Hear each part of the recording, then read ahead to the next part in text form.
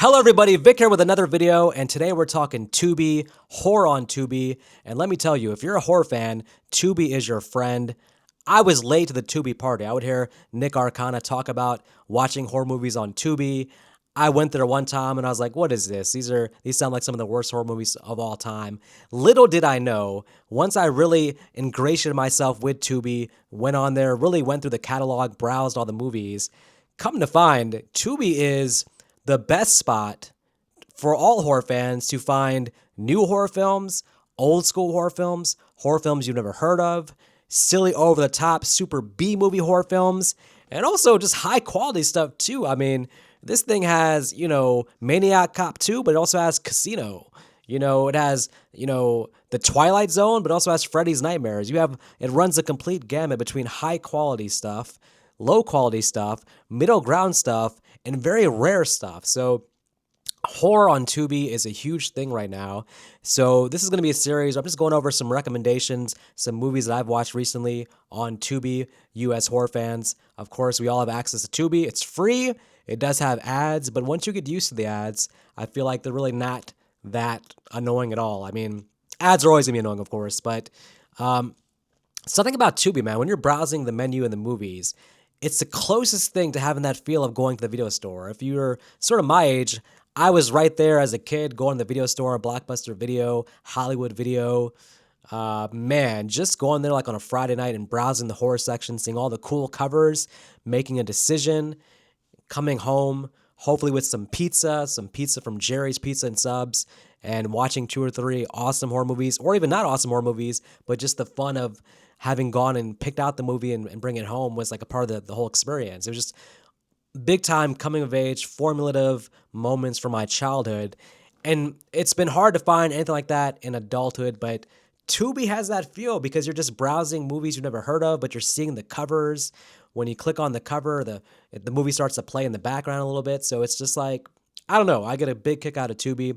So volume 1 here, I'm going to go through maybe 4 or 5 different horror movies on Tubi I've seen recently, let you know a little bit about them. Maybe if they're up your alley, sound like they might be interesting to you, then of course check them out. Okay, first thing is a movie called Spellbinder. Now this has Kelly Preston, who was John Travolta's wife. Unfortunately passed away a couple years ago, but was a great actress from the 80s and 90s. If you've seen Twins, she's one of the main characters, woman characters in Twins. And then, of course, she's also in Jerry Maguire as well. So she did a lot of low-key sort of thriller horror films in the 80s and early 90s, it seems like, because I always see her pop up. And it's always good to see her because she always gives a good performance. In this movie, she plays sort of a witch, you could say, part of a cult who lures in an unsuspecting corporate guy, and the guy falls in love with her, but then finds out she's a part of this whole thing, but thinks she's an innocent part of it. So, of course, I don't want to give away the ending, of course, but there's a lot going on here, a lot of twist here. It's one of those movies that'll give you the feel of like, when you were a kid, like a Sunday rainy afternoon, a movie that would come on TV that is just interesting enough to where you sit through the full 2 hours just to see what happens at the end. So it's a fun 80s horror, more so maybe thriller, I would say, but some horror elements here. But if you like Kelly Preston, you'll get a kick out of that. So I do recommend Spellbinder. Okay, Someone's Watching Me. This is actually one of John Carpenter's earlier director films. I mean, you might remember he did Dark Star, and then he did Assault on Precinct 13, and then Halloween. And in the late 70s, around the same time he did Halloween, he did this movie. It was a TV horror film called Someone's Watching Me. And it's a very interesting film. It has some of the techniques you see in Halloween. It's basically about a woman who has a stalker, moves, to a different side of the country, but the stalker is there as well. And the stalker is basically kind of like a Rear Window from Hitchcock, where the stalker's watching her. She has an apartment, and the stalker is somewhere in the building across watching her through the window. And she has the telescope, so she's looking to the other side of the other building to try to figure out which apartment it's coming from. And this guy's going to make her life miserable. So it's just a fun cat and mouse chase between the actress and the stalker / killer, who we don't actually get to see until the end of the movie. But it's a fun, suspenseful horror film if you like Rear Window, if you like Disturbia. And then also if you're just a John Carpenter fanatic. I mean, it's one of those films that actually was hard to find. I mean, I had heard about it throughout the years, but it was hard to find anywhere. So, of course, That's what Tubi's known for, like things that pop up that are low key, excellent, hard to find from back in the day, and it's here. So if someone's watching me, I'd recommend that fully. Suspenseful, hour and a half. You will not regret it.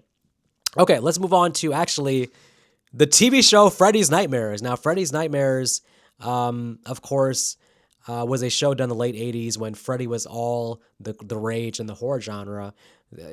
People sometimes underrate, don't realize how big peak Freddy was. I mean, people would think that Jason's bigger than Freddy, Michael's bigger than Freddy. But from like 1985 to 1991, nobody was bigger than Freddy. Freddy, he really penetrated into pop culture. He was showing up everywhere. Will Smith music videos, showing up on The Simpsons. The president shouted him out. And it was enough that they gave Freddy his own TV show. Freddy's Nightmares is an anthology show very similar to Tales from the Crypt, Tales from the Dark Side, with the fun twist of having Robert Englund as Freddy host the episodes. He's giving you the introduction to each episode. I want to highlight specifically the pilot of Freddy's Dead. If nothing else, if you're a Nightmare on Elm Street fan, you have to at least watch the pilot. The pilot is a prequel. It's showing the pre-math of Elm Street, where Robert Englund was a child killer, and it shows a little bit of his courtroom trial. And then you get the whole story of the cops or the town people burning Freddy and turning him into what he is. Is it canon? Some things with it don't make sense. Like, for example, there's no sign of Nancy's parents from the original Elm Street, who, of course, were involved in the burning of Freddy, so they're nowhere to be found here. But it's a fun 1 hour pre-Elm Street prequel. It has Robert Englund in it, of course, playing Freddy.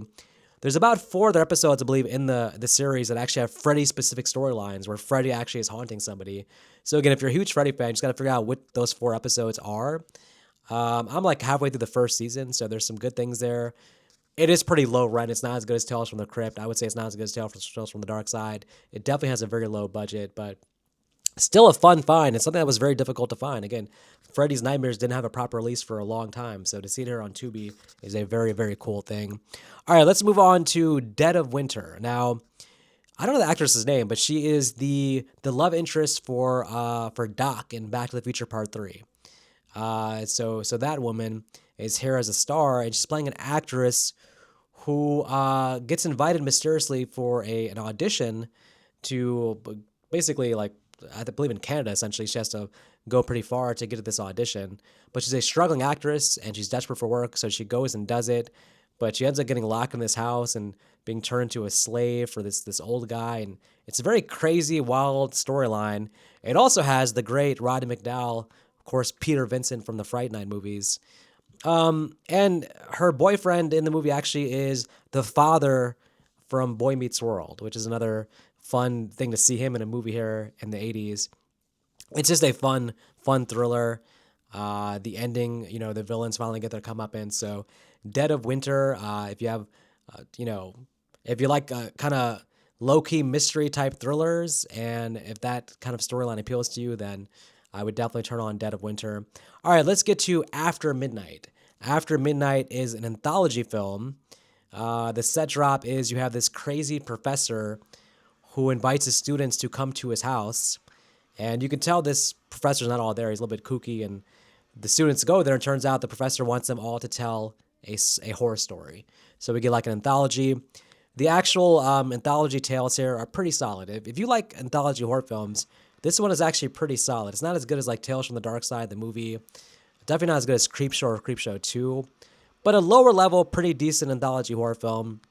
And the ending is pretty batshit insane. So I definitely recommend After Midnight if you like anthology horror films. All right, let's get to Lisa. Now, Lisa has the girl, remember Step by Step, the TV show, the character Dana? Well, she's here in the movie as a star, and the idea is that she does prank calls. She likes calling actually older men and like acting like she's an adult woman and having crazy prank calls. So she does one of her prank calls, but it turns out the person she's calling is actually a serial killer.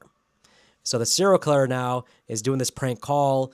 They're having like a relationship for him, and the serial killer decides to find out, hey, who is now? Keep in mind, this girl is like 14 years old in the movie. So the serial killer finds out like that, hey, these calls are coming from this address. So she thinks that her mother is the one doing the calls. So he sets a sight to stalk the mother and kill her. So the 14-year-old girl unknowingly is having a serial killer come into their life There's like a fun cat mouse chase, a great ending here as well. So Lisa, especially if you're a fan of Step by Step, it's always cool to see these characters.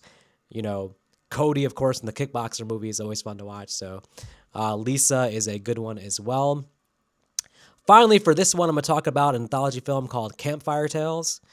It's from the 90s, and you know what? It feels like urban legend before urban legend. It's Campfire Tales, but the Campfire Tales, the anthology stories here are all basically urban legends that we all have known and heard many times.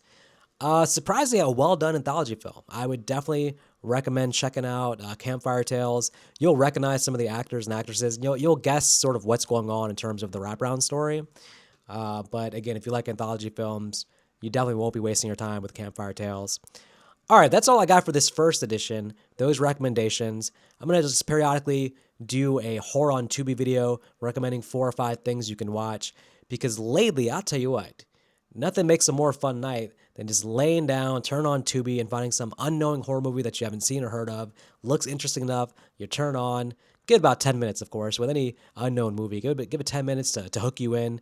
If you're not hooked by 10 minutes, maybe move on to something else. But if you are, then you got a free, nice hour and a half to watch something that you didn't know about. And there's a lot of gems there, and there's a lot of 80s and 90s horror films that I thought even as a horror film fan, I'd seen everything, but there's so much stuff I haven't even heard of. It's all right there on Tubi. Again, it has ads, but if that's a deal breaker for you, I don't know what to tell you because this is a great way to watch horror films. All right, folks, in the comments, let me know if you're a fan of Tubi. What horror films have you seen on Tubi? What would you recommend? And of course, if you like this video, hit the like, the thumbs up, subscribe if you have not, and we'll have more horror Tubi recommendations for you in the future. Until next time, you guys take care.